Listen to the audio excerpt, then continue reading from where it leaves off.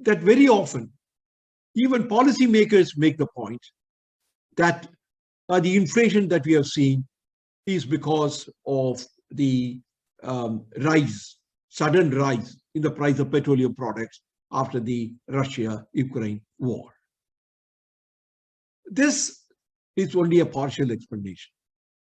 As I mentioned earlier, that is why I went into the theoretical issue at some length. As I mentioned, that when the prices of petroleum products rise, true, the prices of those commodities increase. But it does not necessarily mean the general price level will increase. The distinction between what happens to the individual prices and what happens to the general price level is of critical importance. I think we need to note that very clearly. Because let me give you an analogy. Look at a household. Let us say the household has a fixed income. And that income, let us say, does not increase. And imagine a situation in which the price of one commodity increases. How will the household react? Let us say that the price, the product whose price has gone up is very vital. Let's say petroleum product or food prices. If the income level remains constant, then what happens is less of the income is available for buying other products. And therefore, the demand for the other products will fall.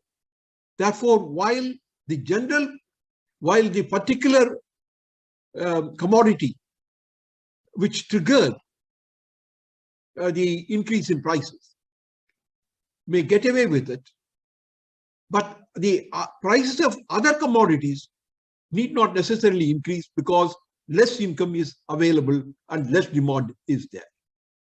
Therefore, unless there is a step that is taken in order to raise the income of the person, let's say there is a DA adjusted totally to price increases.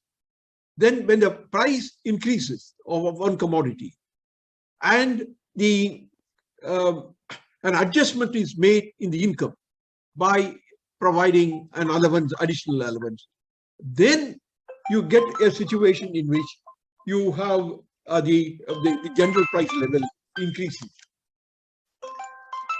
So what is really needed is the accommodation which Milton Friedman talked about.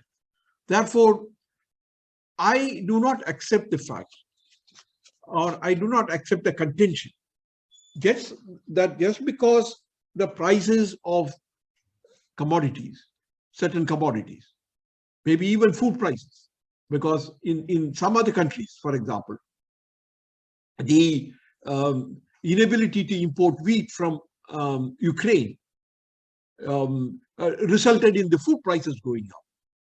But what happens in the real system is, what happens in any system is that there is always an accommodation. And it is this accommodation of providing a larger allowance or providing the increase in income to people through additional subsidies or something like that. It is because of that the actual inflation increases.